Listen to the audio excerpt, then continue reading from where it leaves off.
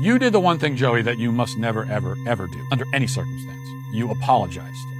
You validated the performative, fake, manipulative outrage of these cry bullies by kneeling before them and bowing your head in submission. You gave them what they want. For our daily cancellation, today we have a well-known fitness influencer who goes by the name Joey Swoll. Now, you may know Mr. Swoll as the guy who does all those TikTok videos where he lectures people for being rude or inappropriate in the gym. Probably seen these videos pop up. Here's one just for reference.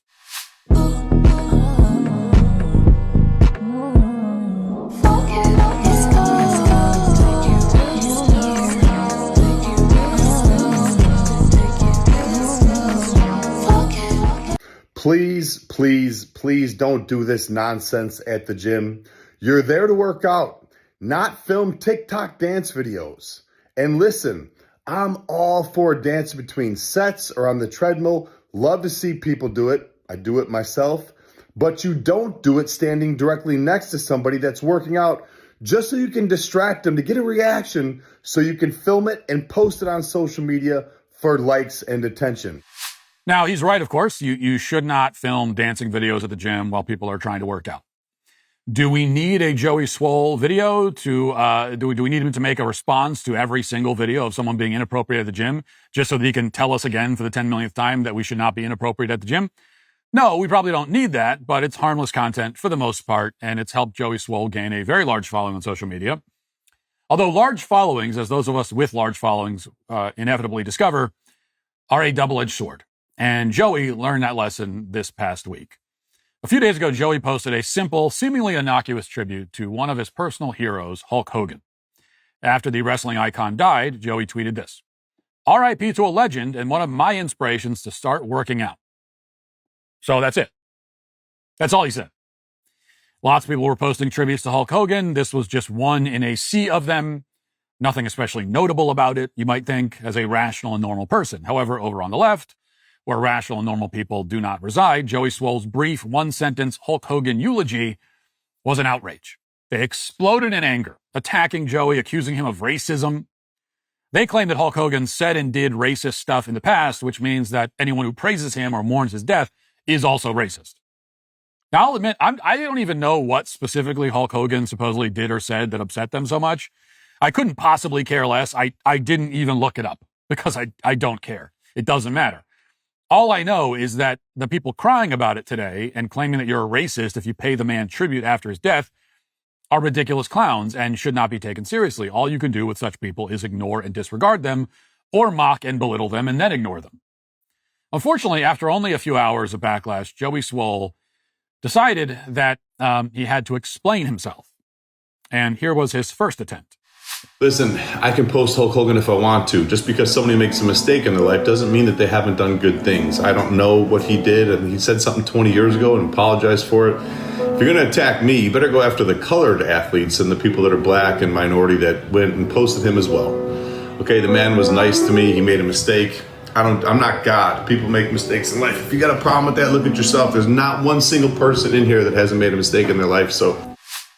Well, speaking of making mistakes, Joey made a big one by posting that. He's trying to explain himself. He's trying to justify himself. He's trying to reason with the outrage mob. But the outrage mob, because it is a mob, cannot be reasoned with. Your explanations will always fall on deaf ears. They did in this case. Joey's attempt to defend his post only inflamed the mob even more. They continued to screech and cry and scold him for another 24 hours or so. And that was apparently all that poor Joey could take. He waved the white flag, crawled into a fetal position, and posted this. Prepare yourself for the overwhelming cringe here. Watch. I owe my followers, my community, and all of social media an apology. A few days ago, I reposted an old video of me in the gym wearing a Hulk Hogan Halloween costume on the day that he passed. Last night in my live stream, a lot of people expressed how upset and frustrated they were with me that I had posted that. Instead of listening and understanding like I should have, I became defensive and said that I was posting to celebrate the wrestling icon, the person that so many of us looked up to as kids that we grew up with, that made us tear our shirts and take our vitamins and say our prayers. I didn't know to the extent of all the horrible things that he had done. Since last night, I have done a lot of research, talked to a few people, and learned all of the horrible, horrible things that that man has done, which is way more than just making a mistake and being human. So because of that, I have taken the videos down, and I apologize to anybody that I offended. I am sorry. Also, during last night's live stream, I used the word colored instead of saying person of color, which is a very outdated, very offensive term. A few moments later, somebody educated me and told me that it wasn't okay to use that, which I immediately apologized to everyone and said I would never do that again. So once again, to anybody that I offended, I am sorry. You know, my whole page, my whole brand is based on holding people accountable and doing better. I would be a hypocrite if I didn't hold myself to the same standards. I am human. I am still growing. I am still learning. And I promise all of you, I will do better. That was tough to sit through. It's never easy to watch a man castrate himself in public, and that is what Joey Swoll just did. Keep in mind that Hulk Hogan was Joey's childhood hero. He was also the man, someone that Joey apparently knew personally, or met at least, and who he said in the previous video treated him kindly. And yet, to appease a mob of degenerate leftist scumbags, Joey just threw his idol under the bus, condemned him for all the, quote, horrible, horrible things that man has done, and apologized to all the people smearing both him and his hero as racists. I mean, it's one of the most pathetic displays you will ever see. It also accomplished nothing, except to make everything worse. The outraged leftists responded to Joey's apology by saying that it wasn't genuine, it wasn't good enough, it doesn't change the fact that he already revealed himself to be a racist.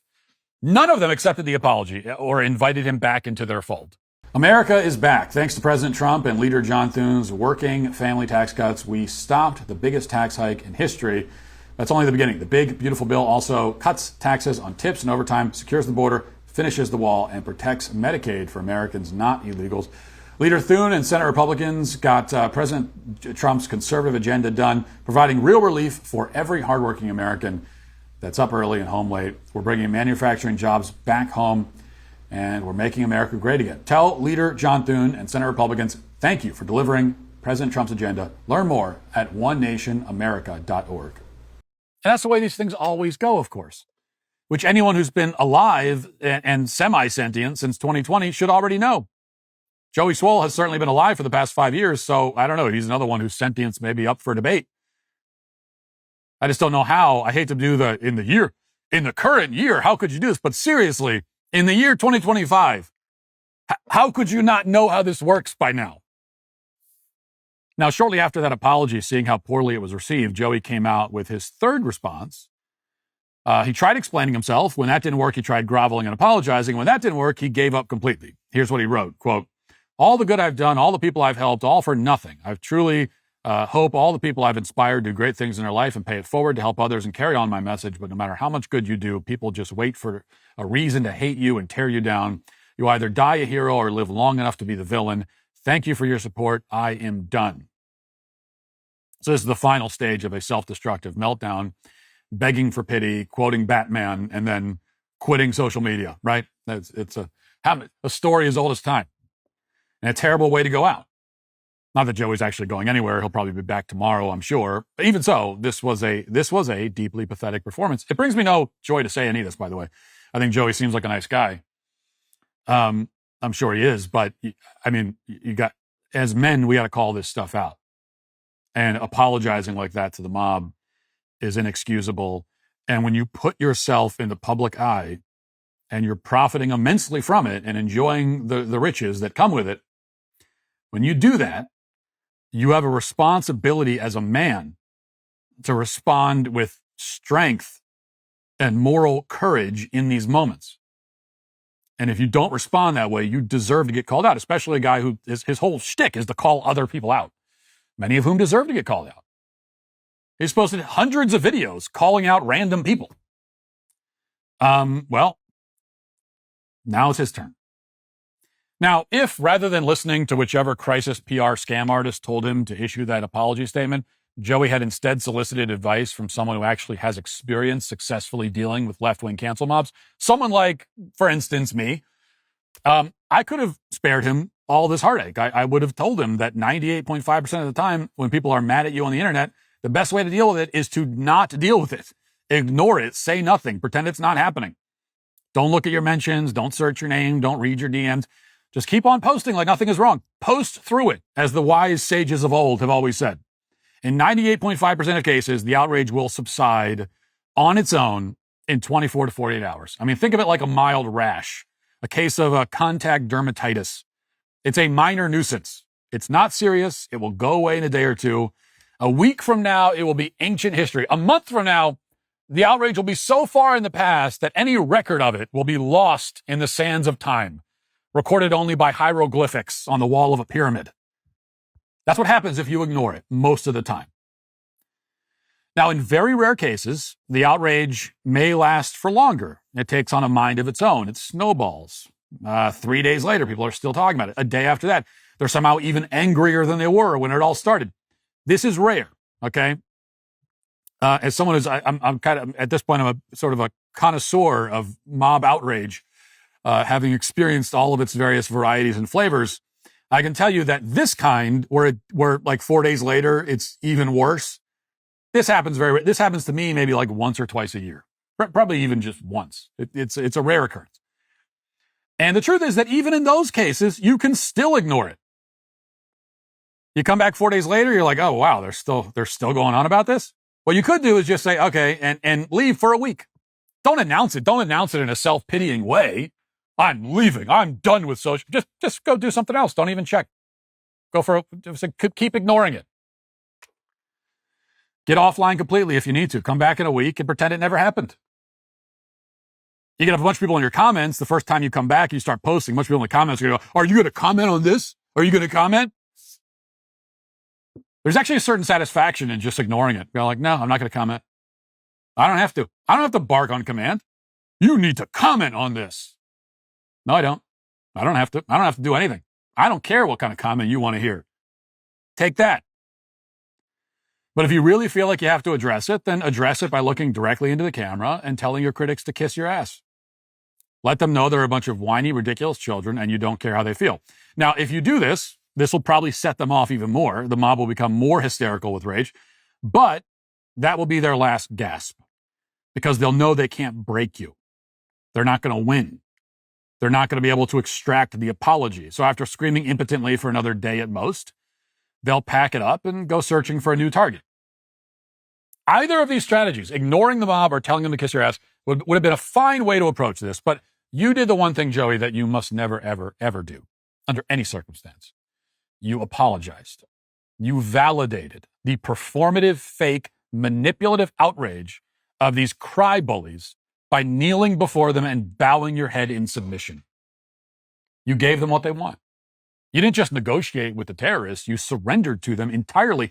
And again, you did this in the year 2025 at a time when the woke mob is weaker and more reviled than it's ever been. A time when you could have issued a gloriously defiant statement, doubling and tripling down. You could have come out in your Hulk Hogan costume, and issued a statement telling these people, you don't care what any of them think. You apologize for nothing. In fact, you're glad that they're upset and crying. They're claiming they're not going to watch your content anymore. Go ahead. I don't even want you to watch my content, you losers. You could have said something like that, and you would have had legions of people coming to your defense and celebrating you for your boldness and courage. Instead, you caved. And it's interesting and revealing that we see this pitiful display from a fitness influencer and gym bro, a guy who looks like he could bench press my house. What we see here is the difference between performative strength and true masculine strength. It's good for men to work out, exercise, build muscle, take care of their bodies. I fully support that. I think it's great for guys to go to the gym. You should. But it's all for nothing. It's all for show. It's pure vanity. It is pure. It is no different than a woman getting Botox. If you're stacking muscle on top of muscle while you have a weak spirit and weak character.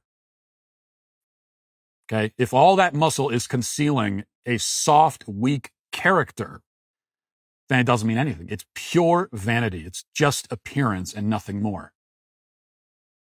Ultimately, a man is defined by not, how much he can bench press, but by how he stands up, or if he stands up in the kinds of situation that Joey Swoll found himself in. Can you look these manipulative brats in the face with their crocodile tears streaming down their faces and tell them in no uncertain terms that you will never bow to them, you will never give them what they want? That's what a man does.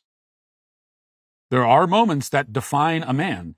And I'll tell you something, as much as I think it's great to go to the gym, those moments rarely happen at a gym.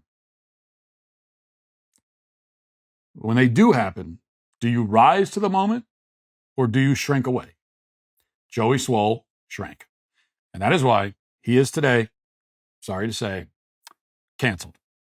If you'd like to see what else I have to say, you can access my full show by going to dailywire.com or by going to the Matt Walsh Show Twitter page. Hope to see you there. Godspeed.